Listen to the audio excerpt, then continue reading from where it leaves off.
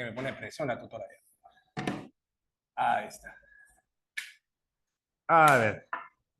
Cuando hablamos de clasicismo griego, hay que recordar que estamos hablando de la primera etapa literaria de lo que es Occidente. ¿Ok? Ahora, no con esto quiero decir... Se apagó. Sin señal, dice. Tutora, ¿qué pasa?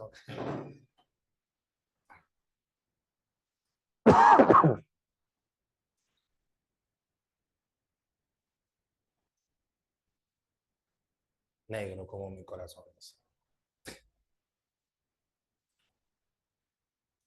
Estoy acostumbrado al alemán, ¿no? Ah, ahora sí estamos ya. Estamos ya. A ver. Sí. A ver, le decía justamente, muchachos, que a pesar de que se hable de clasicismo griego, no quiere decir que es la primera corriente literaria, es decir, en el sentido de que no fue la primera etapa literaria porque existió literatura anteriormente, existió literatura. La situación es que el clasicismo griego termina siendo el primer momento en que se teoriza sobre la literatura, se hace referencia sobre el aspecto literario, ¿no? Claro, por ejemplo, en este periodo aparece uno de los primeros teóricos de la literatura, Aristóteles, que como tú recuerdas fue el primero que dividió las obras en los géneros literarios, ¿no? ¿Te acuerdas cuáles son los tres géneros literarios? Lírico, épico y dramático. ¿Quién fue, en qué obra de Aristóteles se divide estos tres géneros? A ver, dímelo. Poética, muy bien, Cristian, perfecto. Ciclo ciclero, perfecto, muy bien. Te vamos a ver que este se considera como la primera corriente literaria de Occidente. Ahí está, la primera corriente literaria de Occidente. Pero también hay que recordar que esta etapa literaria marcará o es el que justamente marca el canon literario. ¿Qué significa el canon? El modelo a seguir. La mayoría de autores posteriores van a tomar como siempre como referencia lo que es el mundo del clasicismo griego. Entonces vamos a ver que esto marcará el canon literario. El canon literario. Correcto, ahí está, marcará el canon literario. Ahora, por ejemplo, después del medievalismo surge una etapa llamada Renacimiento. ¿Y qué hace Renacimiento? Toma como referencia el clasicismo. Luego surge una etapa llamada, en este caso, neoclasicismo. ¿Y qué hace el neoclásico? Toma como referencia también al mundo clásico. ¿Te das cuenta? Además, hay que recordar que el clasicismo, chicos, las historias giran en torno a quién. ¿Ah? ¿Quiénes son los protagonistas de las historias dentro de lo que es el clasicismo griego? ¿Te acuerdas? ¿Quiénes son los héroes? Claro, ¿son dioses o seres humanos? Cuando hablamos, por ejemplo, de la Ilíada, ¿quién es el personaje principal ahí? ¿La cólera de quién se está hablando? De Aquiles. Perfecto, muy bien. Un ser humano. Cuando hablamos de Odisea, por ejemplo, estamos hablando de la historia de quién? De Ulises, Odiseo, que va a retornar a su casa. Claro. Si hablamos de Edipo Rey, ¿quién es el protagonista de la historia? Edipo. Si hablamos de la Orestiada, Orestes. ¿Te das cuenta? ¿Qué quiere decir acá? Que son los seres humanos los protagonistas de las historias. Por eso, a eso se va a conocer, ¿sabes cómo, hijo? Antropocentrismo. El antropocentrismo quiere decir que todo va a girar en torno al ser humano. ¿De acuerdo? Que los protagonistas son los seres humanos, son los héroes. Y es tanto el aspecto del antropocentrismo que incluso hasta los dioses van a tener características humanas. Por ejemplo, los dioses griegos tienen forma humana, a eso se va a llamar antropomorfismo, porque los dioses terminan siendo una proyección de los seres humanos de cómo sería un dios. Por ejemplo, si tenemos a un dios que va a ser el supremo de todos, el más importante, el más poderoso, ¿cómo va a ser este dios? Físicamente hermoso, bello, con una barba espléndida. Y no solamente eso, sino con el poder de conquistar a diversos pueblos y ciudades, y no solamente ciudades y pueblos, mujeres por doquier. Para los griegos, la imagen del Dios todopoderoso o del hombre todopoderoso debe ser un hombre que sea capaz de conquistar no solamente pueblos, sino a diversas mujeres. Es decir, la fidelidad no es un valor para ellos que un Dios importante deba tener. Y eso es lo que vemos en Zeus, ¿no? Zeus conquistaba a diversas mujeres y todo ello. En cambio, si la mujer también era una mujer hermosa y bella, esa belleza estaba asociada también a su nivel de infidelidad. El caso de Afrodita. Afrodita es una mujer hermosa, bella. Es una diosa hermosa y bella, pero su belleza es directamente proporcional a su nivel de infidelidad. ¿Te das cuenta? Vamos a ver ahí, muchachos, que los dioses tienen características humanas. A eso justamente llamamos como dioses humanizados.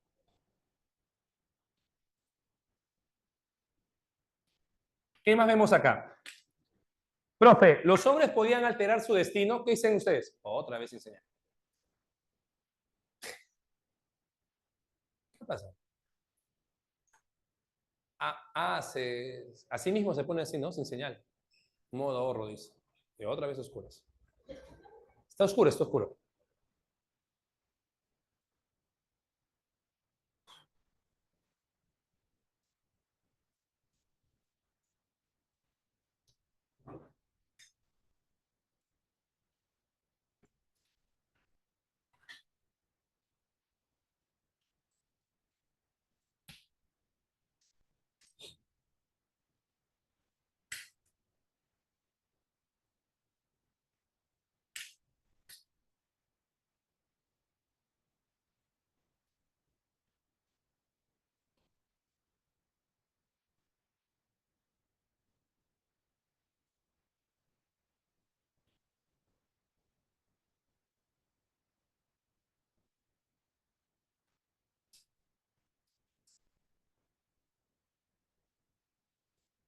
Nada.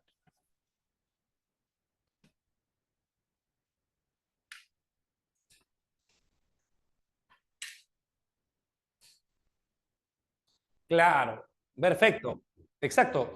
Y justamente como los dioses controlaban el destino de los hombres, había este concepto llamado predestinación. Es más, había un dios determinado para eso, llamado el Hado. Hado es un dios determinado para el destino. Este dios controlaba el destino de todos los seres humanos y y no solamente los seres humanos, sino también los dioses tenían un destino sujeto a lo que él es. Y ni los dioses, siendo dioses, podían alterar su destino. ¿Ah? Por ejemplo, pensemos en el dios llamado Cronos. Cronos era un titán todavía. Y a pesar de ser un titán, nunca pudo cambiar el destino de que uno de sus hijos lo terminara derrocando. ¿Te acuerdas? Zeus lo derroca. Entonces, ni los dioses, claro, las moiras eran seres que te vaticinaban ello, pero ellas no decidían mucho el tema del destino. Se decía que también podrían tener influencia, pero hay un dios llamado el Hado. Las moiras eran como sus sacerdotisas, una cosa así. Entonces, mira, ni Cronos mismo pudo cambiar su destino. Ahora, ¿qué pasa si tu destino es el peor de todos? Se llama fatalismo. Fatalismo, ¿no? Fatalismo es cuando lo que tú tratas de evitar que suceda, sucede. Para que lo entiendas mejor, ¿no? Por ejemplo, imaginemos que vas a dar tu examen de admisión y ese día te olvidas tu carnet postulante, todos tus documentos. Eso es fatalismo. Ok, si al dar tu examen de admisión por ahí te equivocas en una letra, una línea y ¡pah! Hace que todo tu cartilla completamente esté mal. Fatalismo. O cuando yo en las mañanas, por ejemplo, tomo mi desayuno, unto mi pan con mantequilla y mermelada y justo se me cae el pan. Y yo esperando que se me caiga el pan por la parte seca, como debería ser toda persona prudente, el pan va cayendo y cuando está a punto el piso, se voltea por la parte húmeda. Fatalismo. Ese fatalismo. Lo que menos quiere que suceda termina sucediendo, ¿no? A eso llamamos el fatalismo. Por eso que justamente pasa el caso de Edipo. Edipo tiene este problema, ¿no? Edipo quiso evitar casarse con su madre y matar a su padre y mira lo que pasó. Ahora, profe, ¿y las historias están basadas en qué? ¿En la mente de los autores? No, no, no. Acá no hay creación literaria. Acá hay recreación literaria. ¿Por qué recreación? Porque las historias están basadas en mitos que existen en los pueblos y simplemente los autores van a cambiar esos mitos, van a alterar esos mitos. Por eso se dice que hay una base mitológica, ¿no?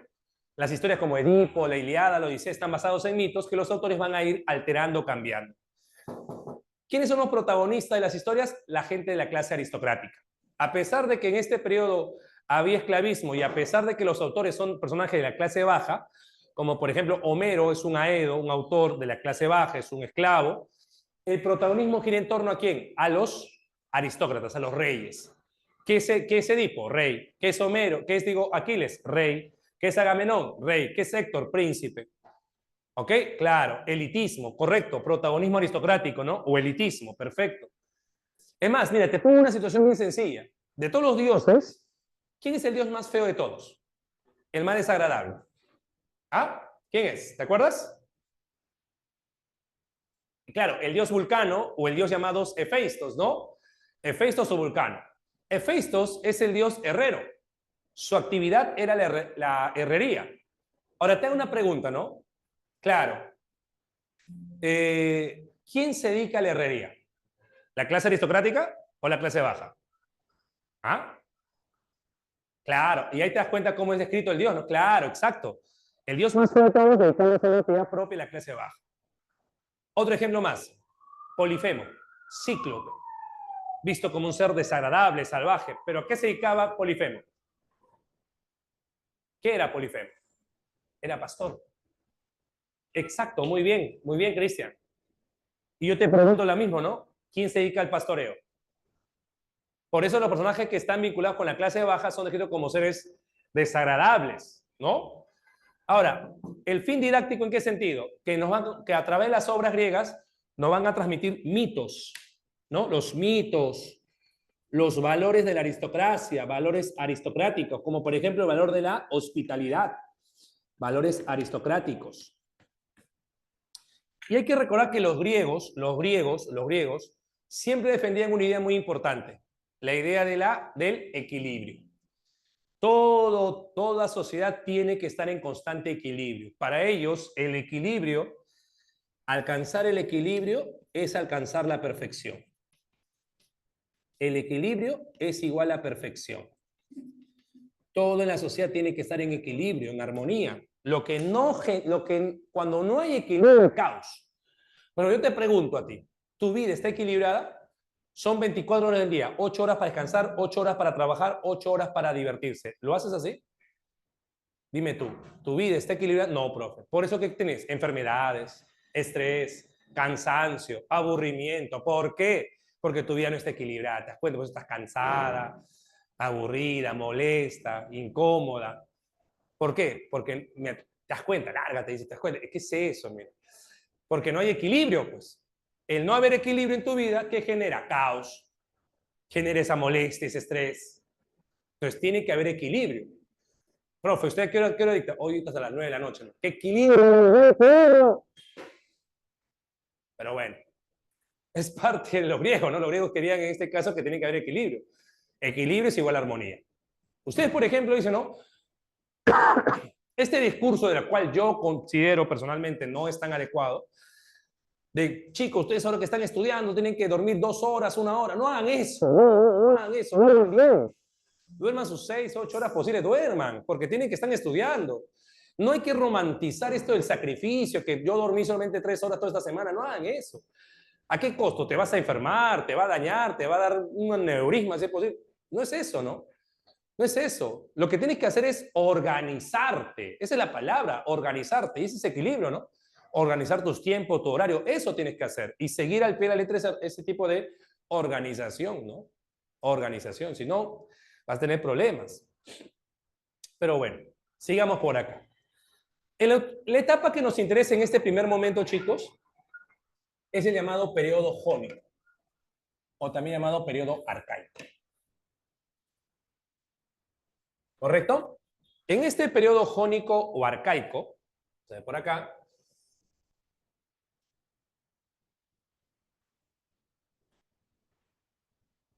este periodo se desarrolla lo que conocemos como ¿qué? Lo que conocemos como la epopeya y la lírica.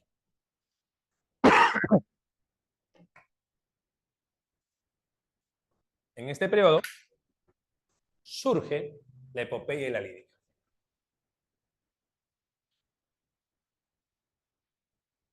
La épica, surge la épica y la lírica.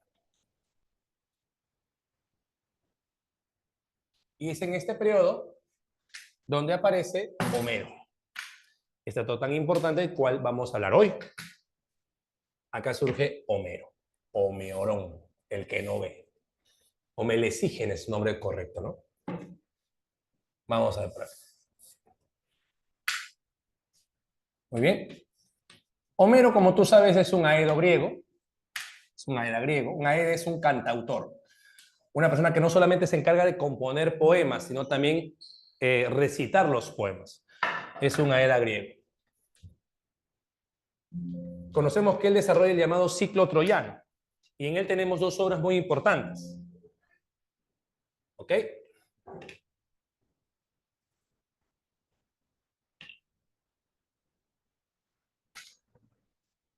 Tenemos la Ilíada y la Odisea. ¿Correcto?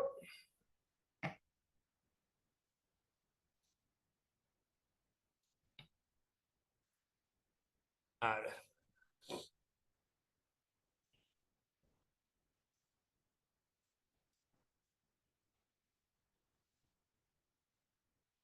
La Ilíada y la Odisea son epopeyas de Homero, pero que tienen características similares.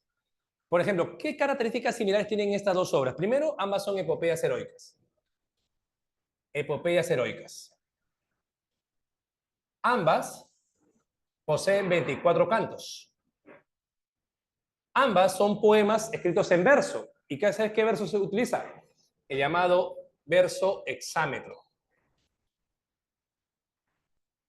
Ambas usan el epíteto, uso del epíteto. Por ejemplo, cuando en la Ilíada notamos o hablamos de Aquiles, ¿cómo lo mencionamos? ¿Qué decimos sobre Aquiles? El de los pies ligeros. Ese es un epíteto, por ejemplo. Ese es un epíteto. O cuando hablamos de Héctor, el del tremolante casco. ¿Me entiendes? Es decir, ambos tienen estas características. O si hablamos de Odiseo, decimos fecundo en ardides, experto en engaños. Tal cual, ¿no? Odiseo es así. ¿Correcto? ¿Qué es un verso hexámetro? Muy bien, buena pregunta. Un verso hexámetro es un verso de 18 sílabas. Un verso que se utilizaba en la antigüedad. ¿Ok? En las epopeyas usaban este tipo de verso de 18 sílabas. ¿Correcto? Ese es el verso hexámetro. Hasta este punto, ¿todo bien, chicos? ¿Se entiende la idea? Ahora vamos a ver qué los diferencia. ¿Qué los diferencia, ya? Por ejemplo, en la Ilíada, la narración es una narración lineal. Inicio, trama y desenlace. La narración aquí es lineal.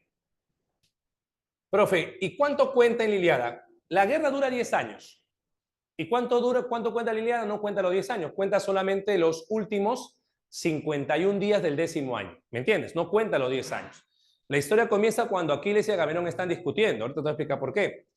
En cambio, en la Odisea la narración no es lineal, sino la narración es cíclica. ¿Por qué hay una narración cíclica, profe? Porque Odiseo le va a contar a un rey llamado Rey Alcino todo lo que anteriormente ha pasado, todas las aventuras que ha tenido, ¿no? Además, la Ilíada presenta un solo tipo de narrador. El narrador que existe acá es el narrador omnisciente. Un narrador que no está en la historia, pero que sabe todo lo que ha pasado.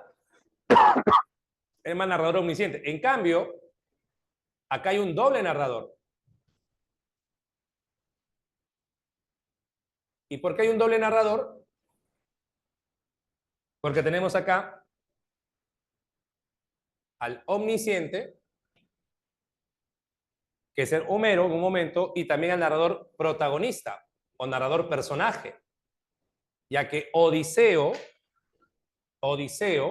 va a contar su historia. Correcto, Odiseo va a contar su historia. Ahora, ¿qué más vemos acá? ¿Qué los diferencia? Los valores. Por ejemplo, ¿qué valores se representan en la Ilíada? Si estás en una guerra, para cantar tu destino personal, para lograr la victoria, ¿qué tipo de valor debe ser aquel que se resalte? El valor de la, de la valentía. ¿Cierto o no? Exacto, el valor de la valentía. Otro valor que se resalta es el valor de la amistad. Acuérdate que Aquiles retorna porque mataron a su amigo llamado Patroclo, ¿no? Y el valor que resalta Héctor es el valor del deber cívico. ¿Por qué el deber cívico? Porque es un hombre que sabe que su pueblo lo necesita, su pueblo lo necesita, y él en este caso, a pesar de que sabe que eso lo puede llevar a la muerte, igual lucha, ¿no? Hay un compromiso con su país, compromiso con su reino, ¿no? En cambio, ¿qué valores notamos, por ejemplo, en la Odisea? El valor de la astucia, del ingenio, el valor del amor, el amor a la familia, el amor a la patria, y en el caso de Penélope, la fidelidad, ¿no? Esperar 20 años a una persona. Habla, ¿tú serías capaz de esperar 20 años a un hombre? No, dice, de frente nomás, mira. De frente, no, no, dice, no, sí, no, dice, de frente, ¿ah? Bueno, a una mujer, dice, bueno, bueno, 20 años esperar, bueno, a una mujer sí, dice, a un hombre no, dice. Bueno, exacto, Shirley, claro. Quizás los chicos dicen, no, profe, acá ya no hay Penélopes que esperan 20 años a alguien, ¿no? Si a mí me dijo que me iba a esperar, profe, ingresó en marzo, septiembre te espero y no me esperó, profe, imagínate. 12, no te va a esperar, pues, no te va a esperar. Pero ¿cómo pides, como dije en un salón, cómo pides que ella sea Penélope si tú tampoco eres Odiseo, pe flaco? ¿Cierto o no? Tú quieres que ella sea Penélope, que te espere, pero tú quieres Odiseo, no, pues. Odiseo venció a un cíclope, viejo, a un cíclope, lo derrotó un cíclope. Tú ves una cucaracha voladora, ¡ay, una cucaracha, cucaracha! Dame viejo, hazte cuenta, ¿no? No va, pues viejo. Entonces, exacto, no, me pides que sea Penélope y tú no eres ni Odiseo. A eso voy, ¿no? Entonces, claro, la fidelidad de ella, porque como dices tú, ¿no? Por ahí leí, profe, es Odiseo, ¿no? Es Odiseo, ¿no? Es Odiseo. Equilibrio, exacto, equilibrio. Muy bien. Pero Odiseo no se metía con las ninfas. Ah, es verdad eso. Es verdad. Pero todo eso fue por un sacrificio, Mariel. Es un sacrificio que a veces quizás... ¿Y cómo podría ser Odiseo? Ah, te voy a explicar cómo vas a lograr ser Odiseo. Ahorita te voy a explicar cómo lograr ser Odiseo. Escúchame, escúchame. Engañaba a su mujer. Son sacrificios, Mariel, que uno tiene que entender a veces. Ah, mentira. No, fidelidad para él nada, nada. Es que la imagen del hombre en esa época, ¿no? La imagen del hombre, tiene la permisibilidad para hacer esas cosas, pero la mujer no. Es la sociedad machista de esa época, ¿no? Ella no se sacrificó, dice. Engañaba a su, ahora se le dice sacrificio. No me molesta, no te molestes conmigo, ¿ah? Según la historia, ¿no?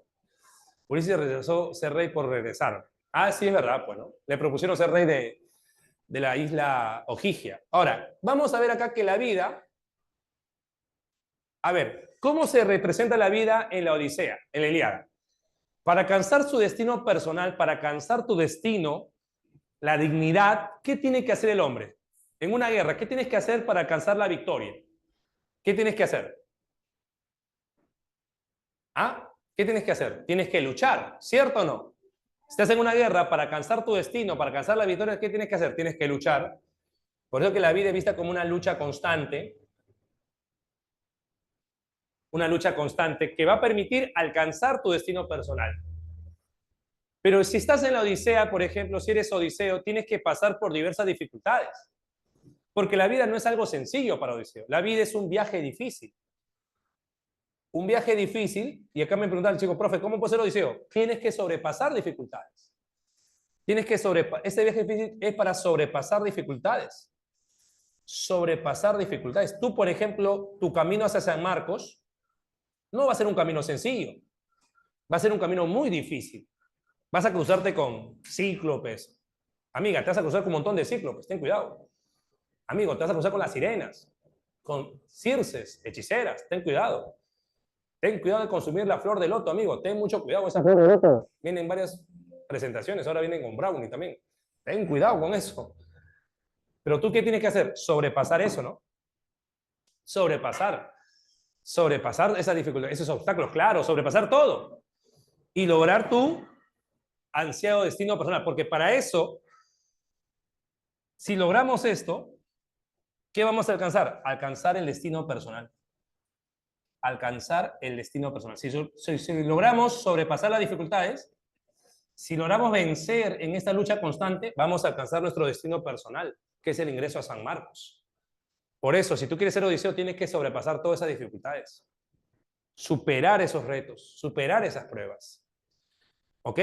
El tema principal de la historia, chicos, en la Ilíada tiene que ver con ¿qué? Con la cólera de Aquiles.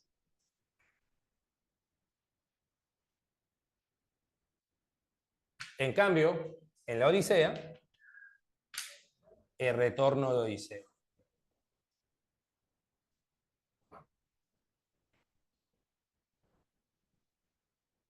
¿Ok? A ver, recordamos un poco sobre esto, sobre la Ilíada. Recordamos, por ejemplo, estamos a tiempo, que en la Ilíada la historia comienza cuando Aquiles y Agamenón están discutiendo. ¿Por qué? Porque Agamenón tiene una sirvienta llamada Criseida, con C, Criseida. Esta sirvienta es hija de un sacerdote llamado Crises. El sacerdote le ha pedido a Agamenón que retorne a su hija, pero Agamenón se ha negado frente a eso. Crises le ha dicho al dios Apolo que mande una peste para castigar a los griegos por tal insolencia. Y eso va a suceder. El adivino Calcante sabe sobre esta situación y se lo comenta a Aquiles. Aquiles va a enfrentarse contra Agamenón pidiéndole que por favor retorne a la niña, a su padre. Él se niega, pero a tanta insistencia Aquiles dice, ¿sabes qué? Ya, lo vaya a retornar. Pero me voy a quedar no con las manos vacías, sino ahora me voy a quedar con tu sirvienta, con Briseida, la de la hermosa cintura. Cuando sucede eso, Aquiles se molesta a tal punto que decide abandonar la guerra. Cuando abandona la guerra, Aquiles, esa decisión de abandonar la guerra trae consecuencias, pero no tanto a Aquiles directamente, sino a los griegos, porque su soldado más importante, su guerrero más fuerte, y el batallón con que pelea su guerrero más fuerte va a abandonar la guerra. Eso va a mermar, va a disminuir el poderío bélico de los griegos.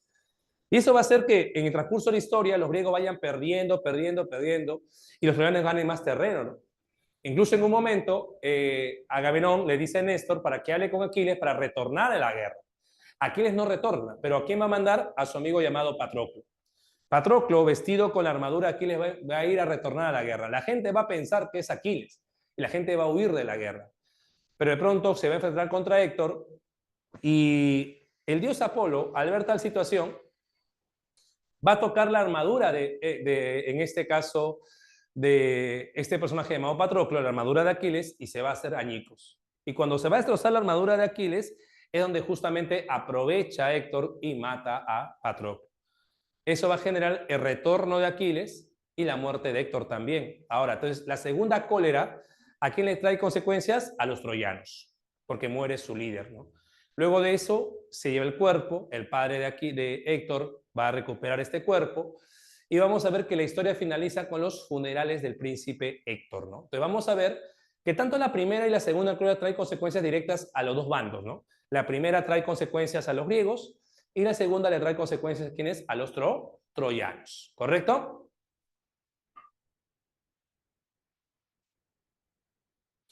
Claro, es decir, la idea de Héctor era, él sabía que iba a morir, él conocía la muerte, entonces, pero él sabía que el destino, o que en este caso, digamos así, la situación que la meditaba era defender su tierra. Y a pesar de eso, temía que, en este caso, ir a luchar. Por eso justo se habla mucho del deber cívico, ¿no? A pesar de saber que va a morir, igual no huye de su destino personal, ¿no? Se enfrenta a ese, ¿no? Ahora, en el caso de la Odisea es un caso completamente diferente, porque acá vemos tres momentos. En la Odisea se cuentan tres situaciones. La primera se llama la telemaquía. En la telemaquía, ¿qué va a suceder? Telémaco va a buscar a su padre, ¿ok? Su padre ha estado vagando por 20 años fuera de su casa, ¿no? Cualquier parecido con alguna figura paterna tuya es pura coincidencia, ¿ok? Entonces, Telémaco va a buscar a su padre. ¿Okay? Telémaco va a buscar a su padre, escúchenme, por favor. Vamos a ver por acá. Telémaco busca a su padre. Los pretendientes quieren casarse con su madre. Penélope ya los había engañado con esto de la mortaja, tejer una mortaja para su suegro, ¿no? Tejer en la mañana, destejer en la noche. Ya los había engañado de esa manera y ya los pretendientes querían que sí o sí Penélope escoja un esposo. Entonces, Telémaco dice, ¿sabes qué? Yo voy a ir al mar. Telémaco va a buscar a su padre y si mi padre sigue vivo tendrán que esperarlo un año más. Entonces, Telémaco busca a su padre. Correcto. Ahora, ¿a dónde va a ir? Primero va a un lugar llamado Pilos, donde está un guerrero llamado Néstor, quien le dice que si quiere saber sobre su padre, tiene que ir al pueblo donde está Menelao, Esparta, ya que él ha sido el hombre que ha zarpado con su padre y conoce su destino. Viaja hacia Esparta y cuando va a Esparta, Menelao le cuenta que su padre, lo único que sabe es que está cautivo en una isla llamada Ogygia y que lo tiene cautivo una ninfa llamada Calipso. ¿Correcto? ¿Y dónde está esa isla? No puede acercarse porque esa isla solamente es vista por el ojo divino, no por el ojo humano. Entonces vamos a ver ahí que el pobre Telémaco sabe que su padre está vivo, pero no puede ir al lugar donde está su padre. En la segunda parte se conoce como las aventuras y justamente comienza con la tristeza de Odiseo estando donde Calipso. Porque Odiseo quiere retornar a su tierra, ¿no? Entonces Odiseo quiere retornar a su tierra, pero está con Calipso en la isla llamada Ogygia. En esta isla, un día transcurre igual a un año en la Tierra. Es decir, él estuvo 7 días, que para la Tierra fueron 7 años. Entonces, cuando él retorna al mundo de la Tierra, digámoslo así, date cuenta, Odiseo será quizás el primer viajero en el mundo, ¿no? El primer viajero del futuro. ¿Cómo viajero del futuro, profe? Te explico, pues, ¿no? Para él ha pasado una semana, ¿me entiendes? Pero luego de eso, justamente retornar al mundo de la Tierra, a la Tierra, como decirlo así, ha pasado 7 años. ¿Qué hubiera pasado si para Odiseo hubieran pasado un año, por ejemplo, en Calipso? ¿Cuánto hubiera pasado para toda la Tierra? 365 años. Entonces, cuando hubiera retornado a Ítaca, ya no estuviera Ítaca, ya no estuviera su esposa, no hubiera nadie. Es como viajar al futuro, pues. Es como lo que, a ver, para hacerte una analogía bien sencilla. No sé si tú has visto la película Interestelar. Si has visto esa película, recordad que el personaje está en el espacio, un agujero negro, que para él ha pasado solamente unos días o unos años, pero para el mundo ha pasado como miles de años, ¿no? Un buen tiempo. Cuando retorna, es como un viajero al futuro, porque ha retornado un tiempo, la cual ya no es suyo. Algo parecido con Odiseo, ¿no? Algo parecido con Odiseo, ¿me entiendes? Ahora, Odiseo luego de zarpar de Calipso, porque Hermes le dice a Calipso que tiene que dejarlo libre, Odiseo llega a la isla de los Feacios. En esta isla de los Feacios, ¿con quién está? Con el rey Alcino, a quien le va a contar todas sus aventuras. A rey Alcino le va a contar, por ejemplo, que partiendo de Troya llegaron a la isla de los Lotófagos. ¿Ok? Claro. Entonces, exacto, ¿no?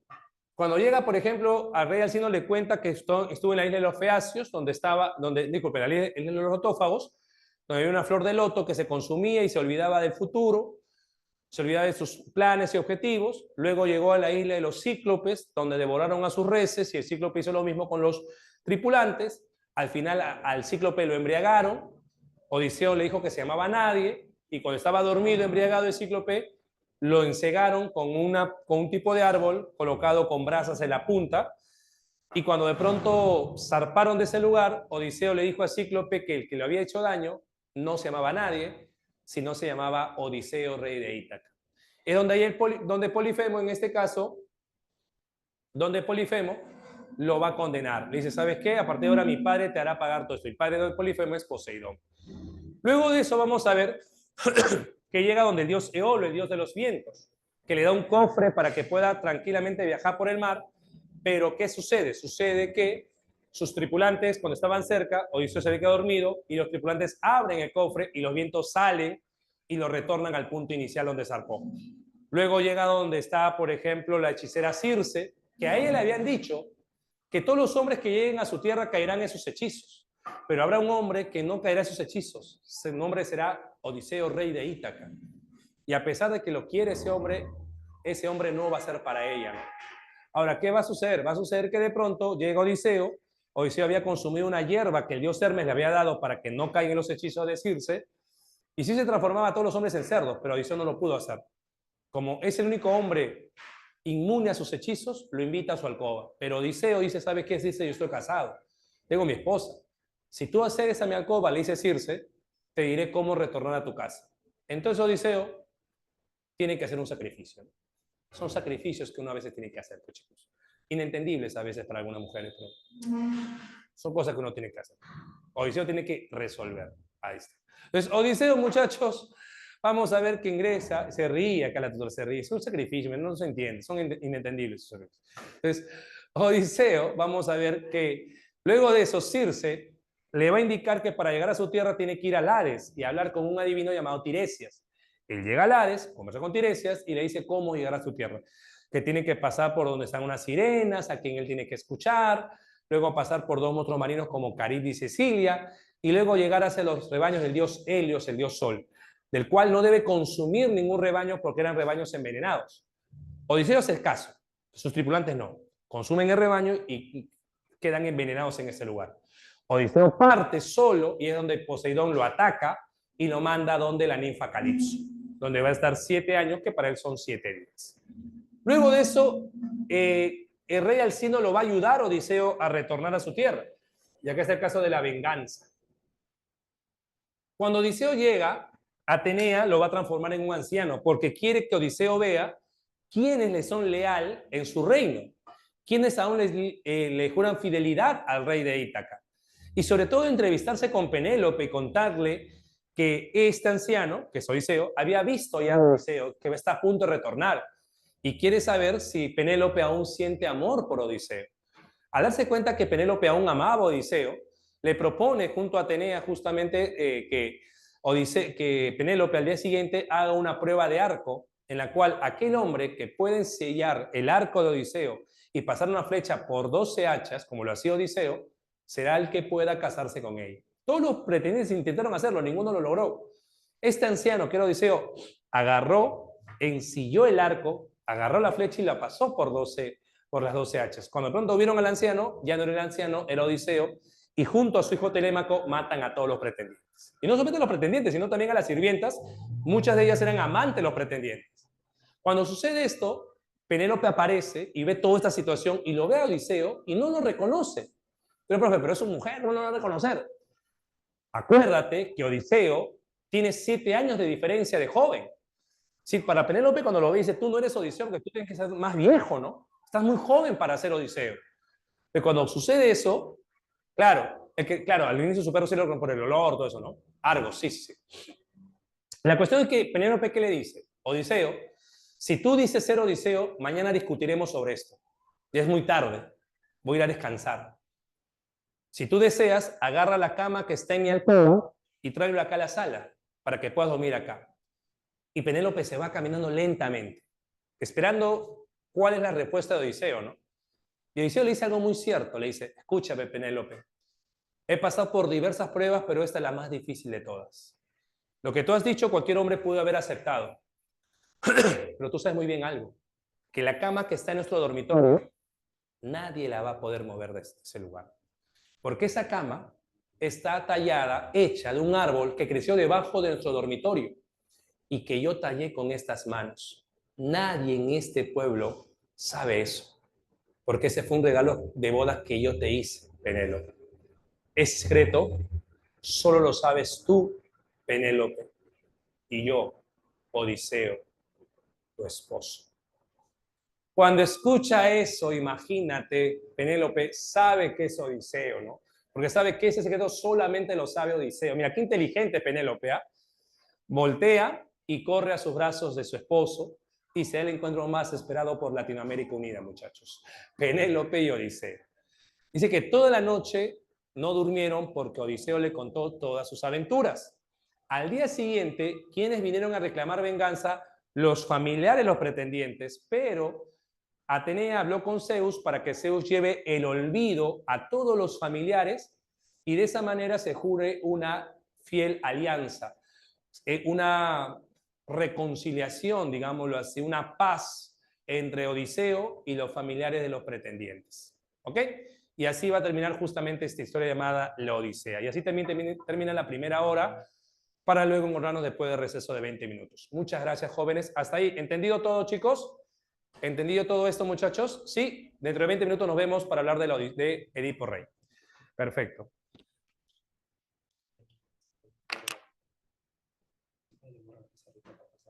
¿Ya? Muchas gracias. ¿Dónde están mis cositas acá? Listo, perfecto. Retomamos acá. Habíamos dejado la historia con lo que es el tema de la epopeya, ¿cierto? El periodo llamado periodo jónico o arcaico. Pero ahora vamos a ver otro periodo.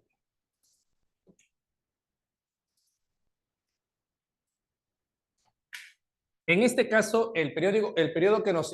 A ver, ¿me escuchan, no, chicos? Todos confirmen, por favor, que me están escuchando bien. Listo, gracias por responderme. El siguiente periodo es el periodo llamado periodo ático, que es el periodo vinculado con el teatro. ¿Ok? El periodo ático, este periodo vinculado con el teatro griego. ¿De acuerdo? Acá surge el teatro griego. Ahora, la pregunta sería, y esto San Marcos se ha preguntado recurrentemente, ¿cómo surge el teatro? ¿Ah? ¿Cuál es su origen?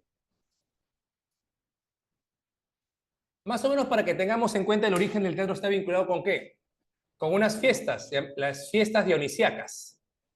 En Atenas se celebraban 2 veces al año unas fiestas en honor a Dionisos, que es el dios del vino, el dios llamado Baco, el dios de la festividad. ¿Ok? Estas fiestas dionisíacas eran ceremonias en honor a Baco. Ceremonias para Baco, ceremonias a Baco. Y estas fiestas se realizaban 2 veces al año. ¿Correcto? Ya, en estas fiestas, exacto, había básicamente jolgorio, excesos como licor, hasta el tema de las orgías y todas estas fiestas bacanales, ¿no? Y en estas fiestas había un grupo llamado el coro. El coro era un grupo de personas que disfrazados, mira acá, el coro era un grupo de personas, vamos a ver por acá, el coro, era un grupo de personas que estaban disfrazados como Dionisos. Como era un grupo, era un coro para Dionisos, ellos estaban disfrazados como era Dionisos. ¿Cómo se decía que era Dionisio? Dionisio se decía que tenía cuerpo... A ver, por ahí la tutora nos va a ayudar por ahí con la imagen, quizás nos puede buscar la imagen de Dioniso. A ver, ¿ustedes han visto ¿usted ha visto el dibujo de Hércules? Ahí va a ver este dibujo, tutora, Hércules. ¿Se acuerda de su amiguito que tenía uno chiquitito? Filo. ¿Se acuerda de un chiquitito tenía un amiguito chiquitito? Un chivito, ahí está. Algo así, algo así era Dionisos. Mitad cuerpo de hombre, mitad cuerpo de chivo. Un chivito, como dicen, ¿no? Un fauno también le pueden decir, un sátiro. Algo así era Dionisos. Mitad cuerpo de hombre, mitad cuerpo de cabra, ¿no? Más o menos por ahí era Dionisos, ¿ok? Entonces Dionisos tenía esa imagen, esa imagen. ¿Qué has visto? ¿Qué está buscando, doctora? No encontré. Me salió, Dios. Sí, está bien. Algo así. Algo así, pues mira, ve acá. No, es un cuerpo normal. Bueno, no está bien figurado acá. Hay una imagen donde sale el cuerpo de No, un Fausto tal vez. un fauno, fauno, fauno. Ah, Fausto. Algo así, ahí está. Algo así era Dionisos. Sí, este es el- Algo así, algo así. ¿Cómo es de Dionisos? Ahí está, la tutora le va a mandar la imagen por el chat. Muchas gracias, tutora. Se molesta la tutora. Interrumpo su cuarto desayuno. Estoy interrumpiendo su cuarto desayuno ya, la tutora. Terrible. Ahí está. Ahí está, exacto. Ahí está, mira. Ahí está la imagen. Ahí está, muy bien, la tutora, perfecto. Ahí está, muy bien. Ahí está, esa es la imagen de un sátiro. Pan es uno de los famosísimos sátiros. Así era Dionisos, para que tengas una imagen. Entonces, ¿ellos qué hacían? Se vestían con esas pieles de macho cabrío. Entonces, ellos estaban disfrazados, gracias tutora, disfrazados con pieles de macho cabrío, con pieles de chivo, pues, con pieles de macho cabrío. ¿Correcto? Y así disfrazados con pieles de macho cabríos, los tonos de la época, claro. ¿Qué sucedía? Ellos recitaban poemas. Disfrazados con pieles de macho, recitaban poemas. Estos poemas que recitaban se van a llamar, ¿sabes cómo? Ditirambos. Que eran cantos en honor a Baco. Cantos en honor a Baco. Y acá surge la palabra tragedia. ¿Cómo surge la palabra tragedia? Tragedia surge, la palabra tragedia surge de estas dos cosas. Mira, como eran ellos machos cabríos que cantaban ditirambos, la acción de cantar de los machos cabríos se llamaba tragedia, porque tragos y oda significa lo siguiente. Trago significaba macho cabrío y oda significaba canto. Entonces, el canto del macho cabrío, lo que ellos hacían, porque estaban disfrazados como machos cabríos, se conocía como tragedia. Ahí surge la palabra tragedia. ¿Me dejo entender hasta acá? Surge la palabra tragedia. ¿Está ahí? ¿Se entiende la idea, chicos? ¿Confirme? Listo, perfecto. Ahora, ¿qué va a suceder? Esta situación va a cambiar cuando surge un personaje llamado Tespis. Tespis va a sacar del coro a uno de ellos. Y lo va a poner como el líder del coro. Este personaje que va a ser el líder del coro, el líder, ¿ok? Se le va a denominar corifeo. Corifeo. Es el líder del coro. Este personaje, a la larga, va a evolucionar al primer actor. ¿Qué va a suceder entre corifeo y los llamados coreutas, que son los integrantes que quedan del coro? Lo que va a suceder es que entre ellos va a haber un diálogo. Ellos van a preguntar y el corifeo va a responder. Por eso el corifeo es el que responde. Se le llama el que responde.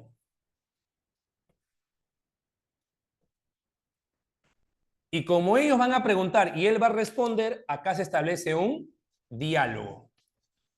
Y como tú sabes, cuando hay diálogo, ¿qué surge? Surge el teatro. El diálogo es la base del teatro. ¿Me dejo entender? Entonces, cuando Tespi saca uno del coro, liderando a este coro llamado corifeo, y comienza a interactuar con los coreutas, ahí surge el diálogo. Y acá surge ya la imagen del teatro. Con el paso del tiempo, va a aparecer un autor llamado Esquilo. Esquilo va a mantener a este llamado corifeo, pero lo va a llamar primer actor, y va a ser de esta manera. Esquilo nos va a incorpora al segundo actor. Y va a ser de este modo. Mira, hijo, yo tengo acá el coro. Ahí está. El coro va a estar liderado por un corifeo. El corifeo retorna al coro. Ahí está el corifeo. ¿Ok? El corifeo. Pero en otro espacio, va a estar los actores. Va a estar el protagonista y va a estar el deuterogonista, que es el segundo actor. Segundo actor. E igual va a haber interacción entre ellos. ¿Ok? Pero el que va a darle forma definitiva va a ser este señor llamado Sófocles. Sófocles incorpora al tercer actor. Claro. Mira, hay que recordar, muchachos, que tenemos básicamente así el espacio.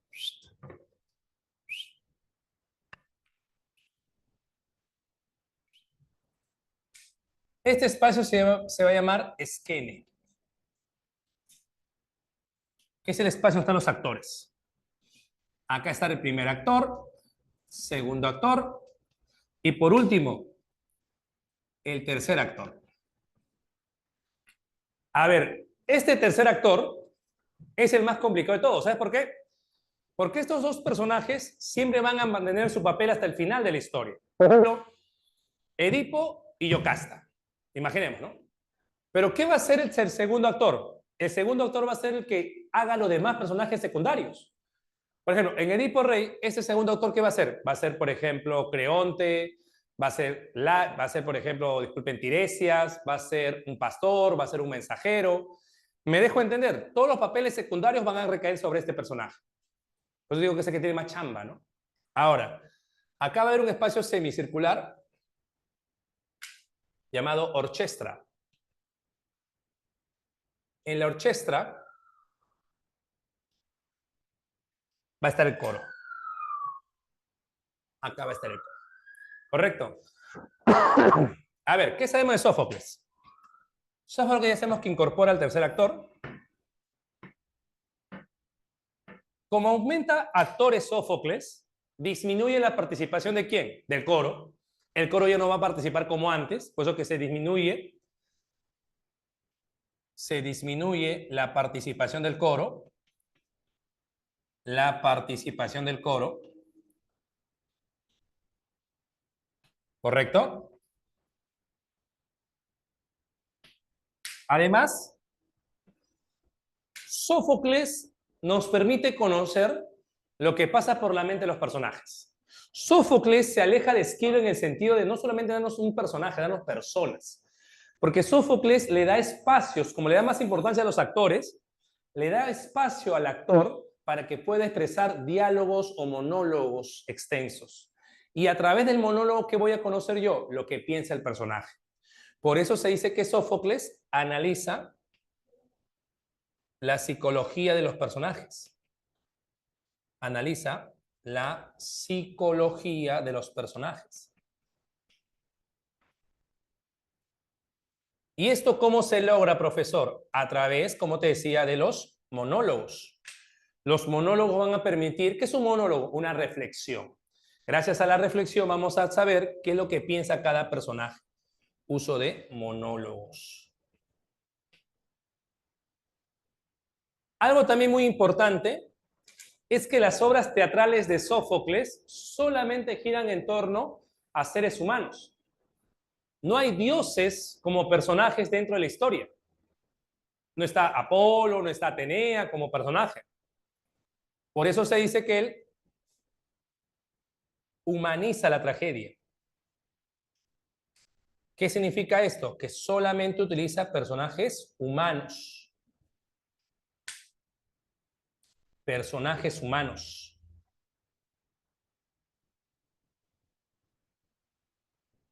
Y algo también muy importante de Sófocles es que las obras giran en torno a solamente un acto. Eso no es como, por ejemplo, la Orestiada, que está ahí en tres partes, ¿no? Orestes, Agamenón, las Poéforas, no. Sino las obras solamente presentan un solo acto. ¿Ok? Sí, la abeja ática le llamaba. Por eso que justamente, muchachos, decimos que Sófocles, sus obras son tragedias aisladas. ¿Por qué se llaman tragedias aisladas? Porque solamente giran en torno a un solo acto. Tragedias aisladas significa que son tragedias que solo presentan un solo acto. Obras de un solo acto.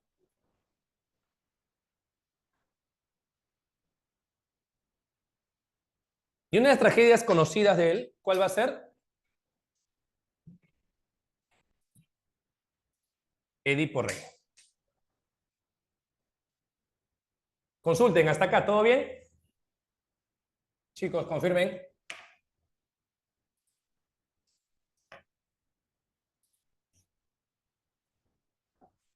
Sí, listo. Edipo Rey.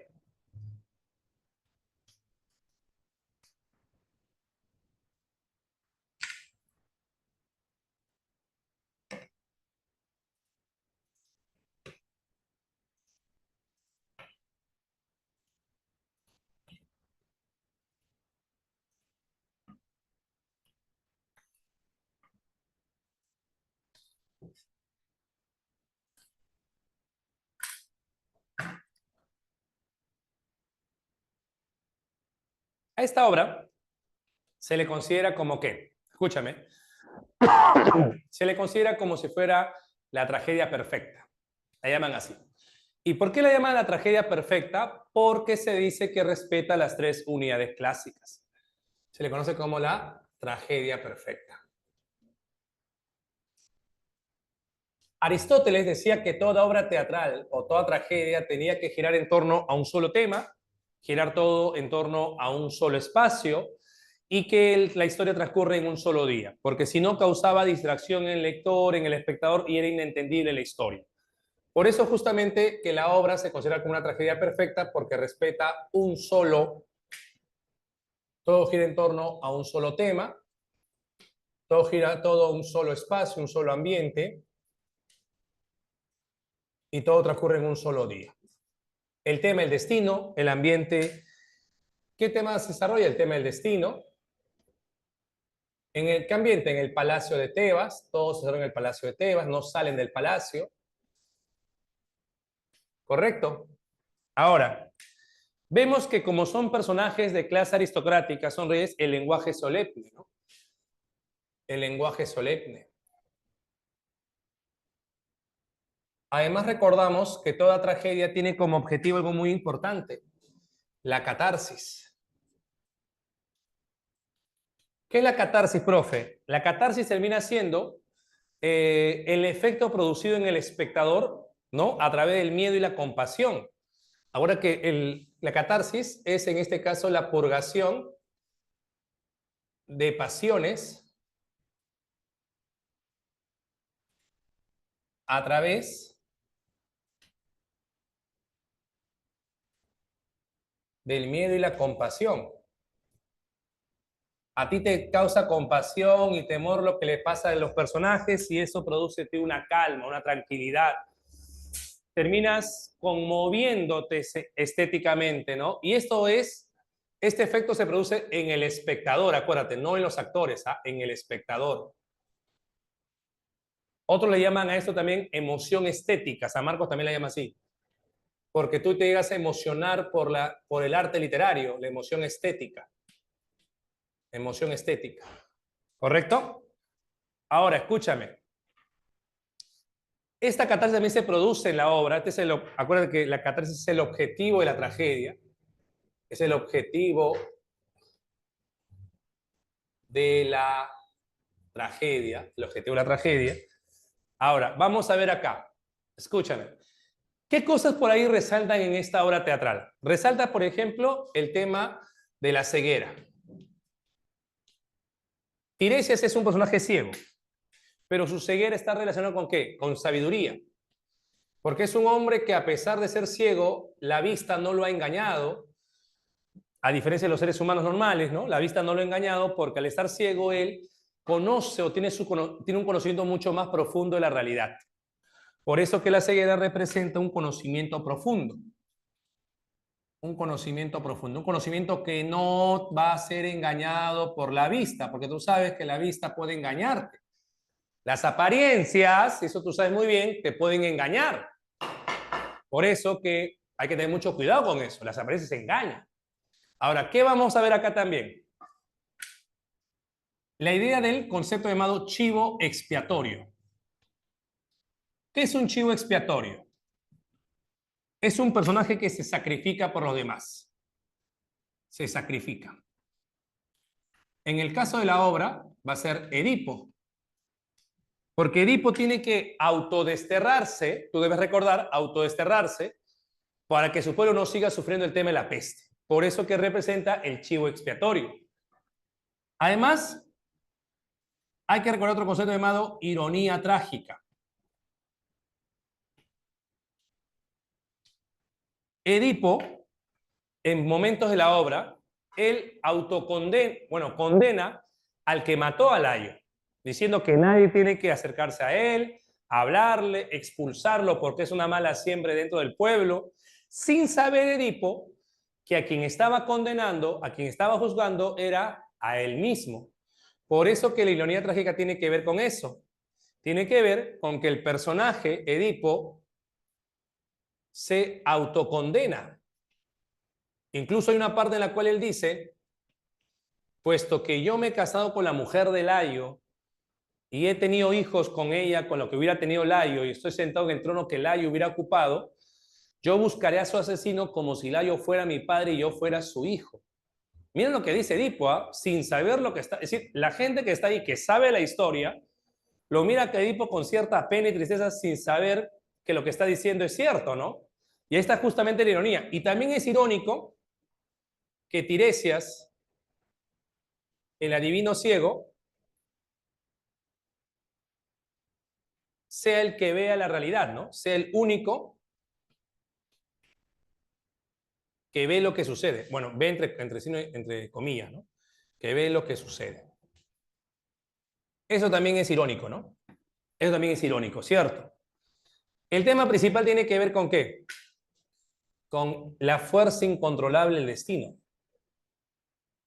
La fuerza incontrolable del destino.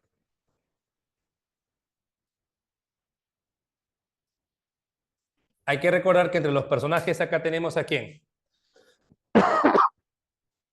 Tenemos a Edipo, a su esposa Yocasta, a Creonte, que es el hermano de Yocasta, que son hermanos.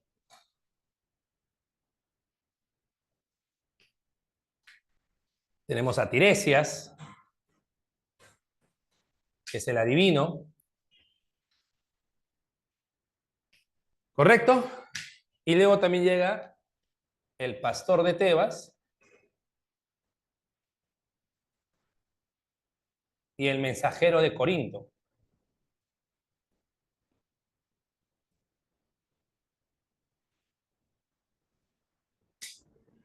A ver, el mensajero de Corinto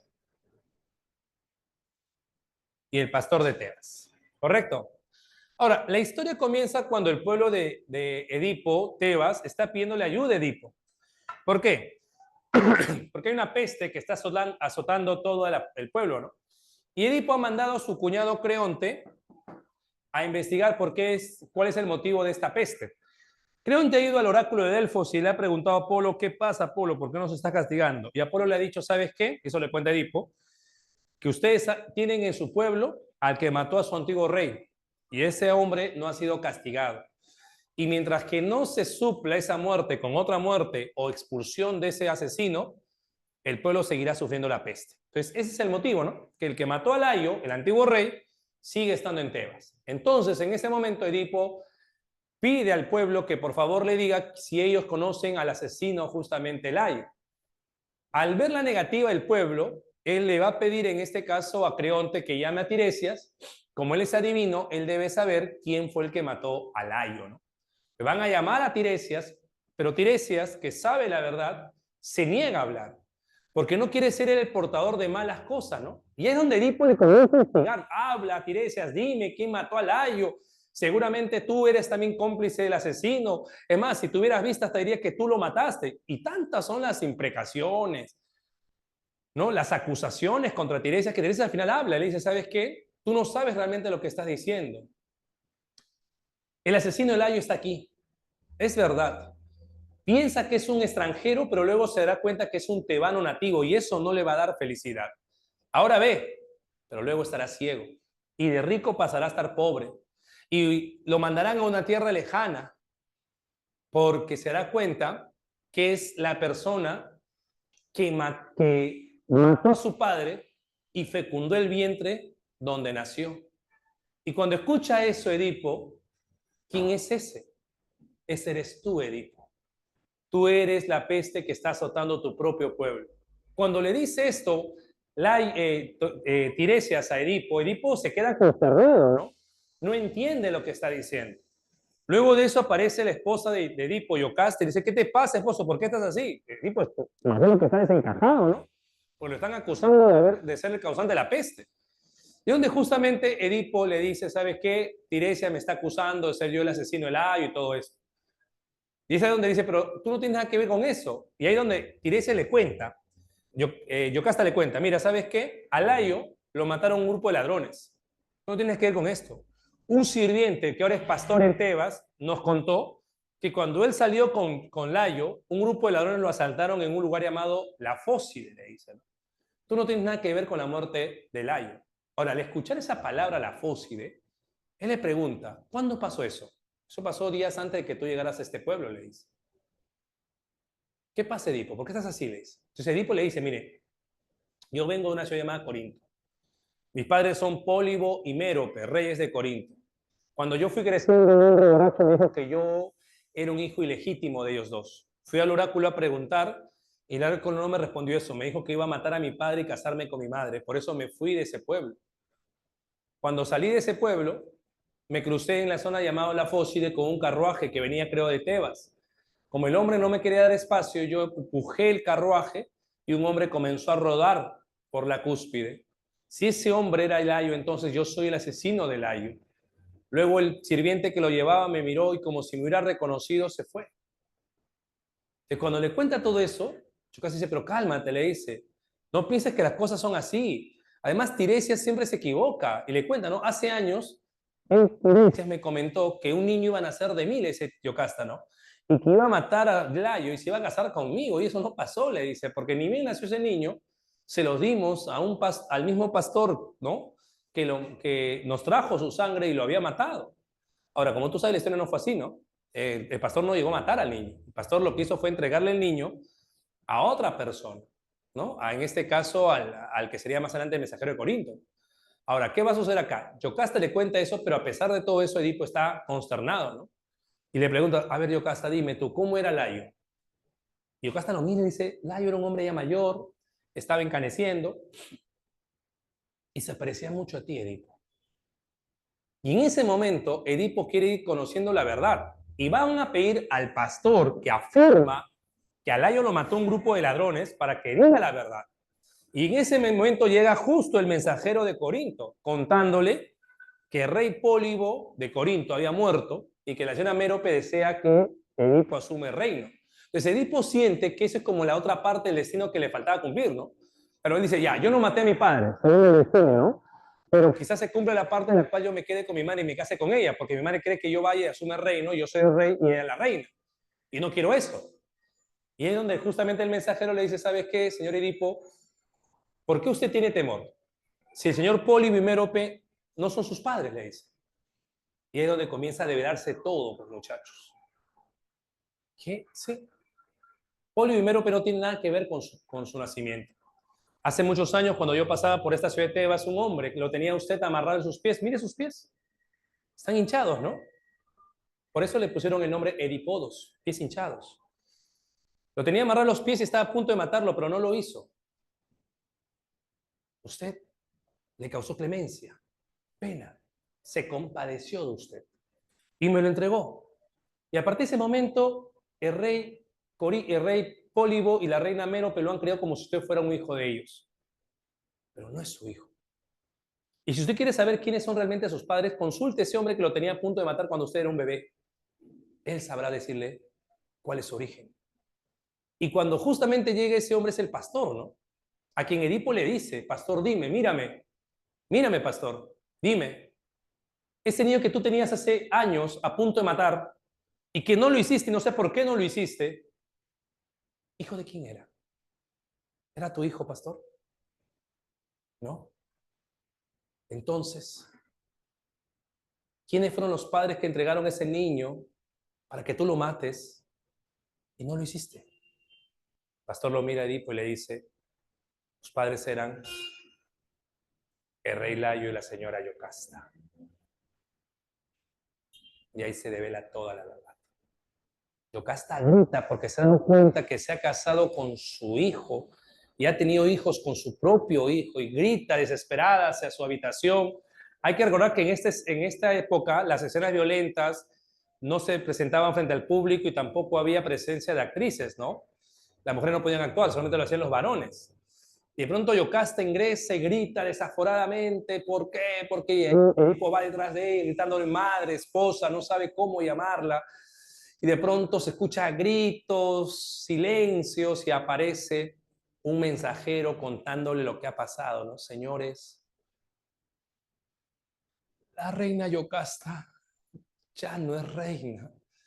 Ha llegado a su habitación, se ha amarrado con su cabello, su propio cuello y comenzó a sujetarse lentamente hasta que perdió la vida. Llegó su hijo, que a la vez es su esposo, abrazó el cuerpo inerte de su madre, sacó los broches del vestido de ella y se cortó los ojos sangrando constantemente, diciendo que no debió ver a la gente que vio ni reconocer a la gente que no debió conocer. Y ahí llega, mírenlo. Y aparece el personaje de Edipo con una máscara ensangrentada, gritando, diciéndole, pidiéndole perdón al pueblo, porque pensé que yo podría haber superado mi propio destino. Mis hijas, que a la vez son mis hermanas, ¿qué hombre querrá casarse con ellas? ¿Qué familia abrirá la puerta para que ellas ingresen? Pido, oh, que mi destino solamente acabe conmigo. Creonte, cuñado y tío a la vez, cuida de ellas, que yo tendré que ausentarme por mucho tiempo de este pueblo para que mi destino, mi fatalismo, no dañe a los pobladores de Tebas. Y así, Edipo se va. En la parte final aparece el corifeo, indicando el mensaje de la historia, ¿no? Señores, pues ahí lo ven a ustedes, a Edipo. Aquel hombre que muchos de ustedes envidiaban su destino por considerarlo un destino provechoso. por considerarlo como el hombre más feliz de la tierra. Pero miren en qué ha acabado. Por eso se dice, por eso os digo a cada uno de ustedes, que ninguno se atreva a decir que la vida de un ser humano es feliz si ésta todavía no ha terminado. Y con ese mensaje se cierra el telón. Muy bien, chicos, gracias por su tiempo, espero que se haya entendido. ¿Sí? ¿Todo bien, chicos? Perfecto, ya. Muy bien. Vamos a revisar nuestro material entonces. Vamos a revisar el material, ¿ok? Revisemos el material, por favor.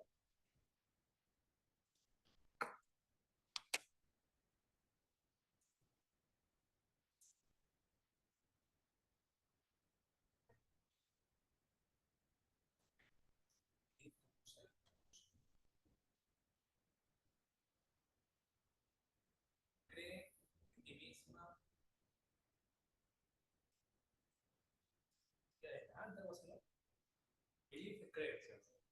Cree en ti misma y usar tu salud. Cuando puedas, sí, adelante. Y viviendo en esas feliz. No por esa palabra, pero una película. ¿Listo? Expreso polar. Navidad, ¿no? Papá Noel, ¿recuerdas? Y el chico era un incrédulo, no creía en Papá Noel. Y Tom Hanks le agarra su boleto y le pone Noel. ¿Recuerdas, no? Y le pone feliz. Cree. Ya me gusta la feliz. Cree. Muy bien. Una forma bacán de aprender inglés es viendo películas subtituladas. Se hace más rápido que el inglés. Ya no escuches Bad Bunny, por ahí. Ya no escuches Bad Bunny, tutora. Hay que ver escuchando Bad Bunny, Anuel, ya no escuches eso. ¿Qué? Roche. A ver, chicos, vamos con la clave. Dice, pregunta 1, todos conmigo, por favor. Sobre la Ilíada, Héctor es asesinado por Aquiles, ¿correcto? Patroclo fue asesinado y Aquiles busca venganza, ¿correcto? Hado es la diosa protectora de Aquiles, no. Tetis es la diosa que protege a Aquiles, Tetis es su madre. Cuando dice Teucro se refiere a los troyanos, sí. Teucro es la otra forma de llamar a los troyanos. Troya también era llamada de León, claro, la ciudad de Troya es la ciudad de León. La clave sería uno enano. Sobre ¿cuáles son hechos relatados en la Ilíada? ¿Caída y destrucción de Troya? No. Falso. Eso se cuenta en la Odisea. Combate entre Menelao y Paris, sí. Menelao y Paris pelean. Paris es rescatado por Afrodita. Héctor y Aias también pelean, dura un día completo su pelea entre ellos dos. Héctor lucha contra Agamenón, falso. Paris rapta a Helena, tampoco. Dos casas serían. ¿Qué concepto no está relacionado a la Ilíada? A ver, dime tú. La 3, ¿cuál marcarías? A ver. ¿Cuál no estaría marcado? Enano, ¿no? Porque retorno sería más bien la Odisea, ¿no? 3 enano. Luego dice acá, yo entre tanto cogí el bronce agudo, corté un pan y partiéndolo en trozos pequeños lo fui pellizcando con mi mano robusta. A ver, ¿qué concepto es correcto en base a esto? Casa, ¿no? La narración está en primera persona, claro, 4 casa. Odiseo, personaje principal de la Odisea de Homeros, ¿con qué suceso se da a conocer que es el monarca de Ítaca? Claro, cuando logra tensar el arco y pasarla por las 12 hachas, ¿no? 5 casa, muy bien. Odiseo logra escapar de la isla de los cíclopes al ser llamar nadie. ¿Esto muestra qué cosa? La astucia de Odiseo, se escasa, muy bien, se escasa. 7. La Odisea, como obra literaria, presenta elementos temáticos y formales. ¿Qué elemento no corresponde a la Odisea de Homero? A ver, algo que no corresponde a la Odisea, ¿cuál sería? La notable participación femenina en el retorno del héroe, sí, ¿no? Atenea ayuda. Circe, Calipso, la interpolación y narración de historias, sí. La historia principal luego se interpola con otra historia. El desarrollo de hechos en torno a un personaje, sí. La estructura totalmente cronológica, no, ¿no? Es cíclica, ¿te acuerdas? Es cíclica, pues lo hemos hecho en clase, cíclica, ¿no? 7 dado. 8. ¿En qué momento de la Odisea de Homero, a través de un juego de tiempos, narra temporalmente hacia atrás? Cuando le cuenta eso a Rey Alcino, ¿no? Claro, cuando le cuenta todo esto a Rey Alcino sería 8 casa, ¿no? 8 casa. Sófocles en Edipo Rey tuvo por finalidad, a ver, Claro, si vamos a Edipo Rey ahora, ¿cuál es la finalidad de Sófocles en la obra de Edipo Rey? Dejar al hombre a su libre albedrío, mostrar que los dioses son caprichosos, comprender las acciones de Zeus, explicar que el hombre lucha aun cuando este no te... Claro, el hombre trata de luchar contra un destino, pasar que este destino no lo va a poder cambiar, ¿no? No he vedado. ¿Qué concepto es correcto sobre la tragedia griega? Se inician rituales cristianos, falso, ¿no? Ah, es fiesta dionisiaca, ¿no? ¿Se originó para dar culto a los dioses? No, solamente a un dios, a Dionisos. ¿Se basa en los mitos y solemnidades? Sí, correcto, sí, claro, está bien. La base es mitológica, acá la base son mitos. Y su mensaje deja lecciones, como hemos escuchado en la parte final de Edipo Rey, hay una lección de por medio, ¿no? Claro, sería casa entonces. ¿Se transforma luego en comedia en honor a Baco? No, no, sigue siendo tragedia, ¿no? Acá habla de la tragedia. La tragedia sigue siendo tragedia. 10 casas. 11. La tragedia griega reúne muchos elementos. ¿Qué elemento no se parecía en el desarrollo de este género? A ver. No se parecía en el desarrollo de este género. No se representan escenas violentas. Sí, es correcto. Por cuestión de cultura, la mujer no puede actuar. Correcto. ¿Qué es el Deus Ex Machina? Es una técnica en la cual un personaje divino ingresa a la historia para dar fin a la historia. Eso se ve en la Orestiada. Atenea ayuda a Orestes cuando él es condenado por haber matado a su madre. Dice acá, se entonaba el ditiramo en honor a los dioses del Olimpo. A ver, ¿ditiramos en honor a quién es? ¿A los dioses del Olimpo? No, ¿qué dice acá? Cantos en honor a Baco, ¿no? Entonces no es esa la idea correcta, ¿no? 11 dado, ¿correcto? ¿Qué sucede en la tragedia de Edipo Rey con Yocasta? A ver, a ver, a ver. ¿Qué marcarían en la 12? Dado, ¿no? Se ahorcó al descubrir que se casó con su propio hijo. Correcto, muy bien. Acerca de la tragedia, ¿qué concepto es erróneo? A ver. ¿Tuvo orígenes religiosos en honor al dios del vino? Sí. Es un canto cultural de Israel. Un cultural se refiere al culto, ¿no? De culto, un canto cultural por culto, ¿no? Esquilo teoriza la tragedia, considera que ese... No, no, no. ¿Quién es el que teoriza sobre la tragedia? Es Aristóteles. Aristóteles es el que plantea que el fin de la tragedia es la catarsis, ¿no? Aristóteles. Ahí la clave incorrecta sería casa, ¿no? Casa, 13 casa. A ver, formé con mis compañeros de Hermosas Grebas 2 secciones, a la que le dicen 2 capitanes. Pues yo me puse al frente de una y el deforme loco mandaba a la otra. Echamos suertes en Broncinio Yelmo y como salía del magnánimo loco, partió con 22 compañeros que lloraban y nos dejaron a nosotros que también sollozábamos. Dentro de un baile y en lugar virtuoso descubrieron el palacio de Circe. En torno suyo se encontraban lobos, montaraces y leones a los que Circe había encantado dándoles funestas drogas para estos animales no cometieron a mis hombres. Pues acá vemos qué cosa, que los personajes se sienten tristes porque se separan en un momento, ¿no? Dice, y 22 compañeros que lloraban y nos dejaron a nosotros también sollozando, dice, ¿no? Porque se separaron un momento. El 14 sería en este caso avión, ¿no? La nostalgia y tristeza por la separación. 15, ¿qué marcarías en la 15? 15, ¿qué marcarías? 14 avión. 15, ¿qué marcarías en la 15? Beso, muy bien. Y la Odisea de Homero se presenta como, a ver, a ver, a ver. La B, ¿no? La vida es un camino lleno de dificultades. Muy bien, chicos, gracias por su tiempo y atención. Nos vemos, Dios mediante, la próxima semana. Muchas gracias, jóvenes. Espero que la clase haya sido entendida. Confirme, ¿se entendió toda la clase? ¿Sí? La 12 es casa, casa. ¿Se entendió todo, no, chicos? ¿Todo perfecto? ¿Se entendió todo? La 5 es casa, casa, casa. Muy bien, perfecto, chicos. Gracias por su tiempo y su espacio también para poder escucharlos. Y ya nos veremos Dios mediante la próxima semana. ¿Ok, muchachos? Cuídense bastante. Nos vemos. Au revoir. La 11 es dado, Giraldina, dado. Nos vemos, chicos.